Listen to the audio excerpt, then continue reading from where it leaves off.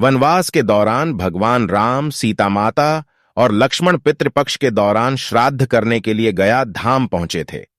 वहां श्राद्ध कर्म के लिए आवश्यक सामग्री जुटाने हेतु भगवान राम और लक्ष्मण नगर की ओर चल दिए थे। श्राद्ध का समय सामग्री इकट्ठा करते करते दोपहर हो गई थी। पिंडदान का निश्चित समय निकलता जा रहा था और सीता जी की व्यग्रता बढ़ती जा रही थी। तभी राजा दशरथ की आत्मा ने पिंडदान की मांग कर दी। गया जी के आगे फल्गु नदी पर अकेली माता सीता असमंजस में पड़ गईं। उन्होंने फल्गु नदी के साथ वटवृक्ष, केतकी के फूल और गाय को साक्षी मानकर बालू का पिंड बनाकर स्वर्गीय राजा दशरथ के निमित्त पिंडदान दे दिया।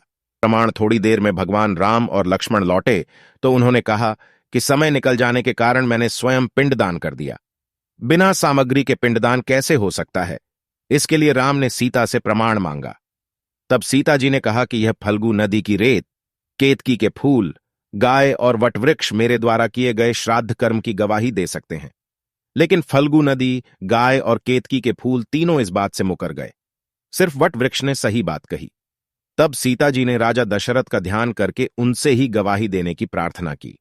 राजा दशरथ ने सीता माता की प्रार्थना स्वीकार कर घोषणा की कि ऐन वक्त पर सीता ने ही मुझे पिंडदान दिया। इस पर राम आश्वस्त हुए, लेकिन तीनों गवाहों द्वारा झूठ बोलने पर सीता जी ने उनको क्रोधित होकर श्राप दे दिया कि फल्गु नदी, जा, तू सिर्फ नाम की नदी रहेगी, तुझ में पानी नहीं रहेगा। इस कारण फल्गु नदी आज भी गया में सूखी रहती है। गाय को श्राप दिया कि तू पूज्य होकर भी लोगों का झूठा खाएगी, और केतकी के फूल को श्राप दिया कि तुझे पूजा में कभी नहीं चढ़ाया जाएगा। वटवृक्ष को सीता जी का आशीर्वाद मिला कि उसे लंबी आयु प्राप्त होगी और वह दूसरों को छाया प्रदान करेगा तथा पतिव्रता स्त्री तेरा स्मरण करके अपने पति की दीर्घायु की कामना करेगी। यही कारण है कि गाय को आज भी झूठा खाना पड़ता है, केतकी के फूल को पूजा पाठ में वर्जित रखा गया है, और फल्गु नदी के तट पर सीताकुंड में पानी के अभाव में आज भी सिर्फ बालू या रेत से पिंडदान दिया जाता है।